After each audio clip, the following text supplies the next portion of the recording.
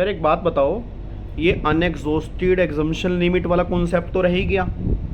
याद है वो balance exemption limit, unexhausted exemption limit जो इनकम टैक्स में हम यूज़ कर सकते हैं।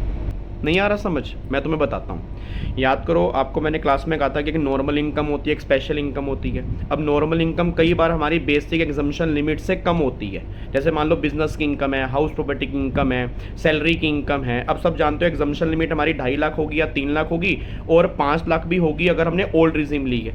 अब अगर मान लो मेरी नॉर्मल इनकम जो है फॉर एग्जांपल वो नील है, या नॉर्मल इनकम मेरी 1 लाख है, या नॉर्मल इनकम मेरी 2 लाख है, मतलब मेरी कुछ एग्जम्पशन लिमिट बैलेंस बची है, उसको हम बोलते हैं अनएग्जॉस्टेड एग्जम्पशन लिमिट या बैलेंस एग्जम्पशन लिमिट।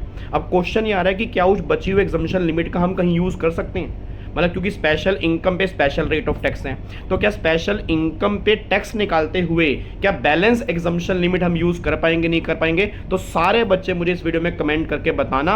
अगली शॉर्ट्स के अंदर मैं एक्सप्लेन करूंगा, आप मुझे कमेंट करके बताओ यूज कर सकते हैं या नहीं कर सकते।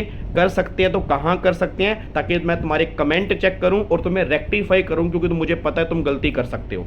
तो सारे बच्चे बताओ, ये बहुत इंपॉर्टेंट कॉन्सेप्ट है और यही ऐसा कॉन्सेप्ट है जो एग्जाम के अंदर आपको दिक्कत देगा। कमेंट करो, चेक करो, फॉलो करो इस यूट्यूब चैनल को, इंस्टाग्राम चैनल को, और ऐसे ही शॉर्ट्स तुम्हारे एग्जाम तक मैं लेके आऊंगा, ये बात ध्यान देना। जय हिंद।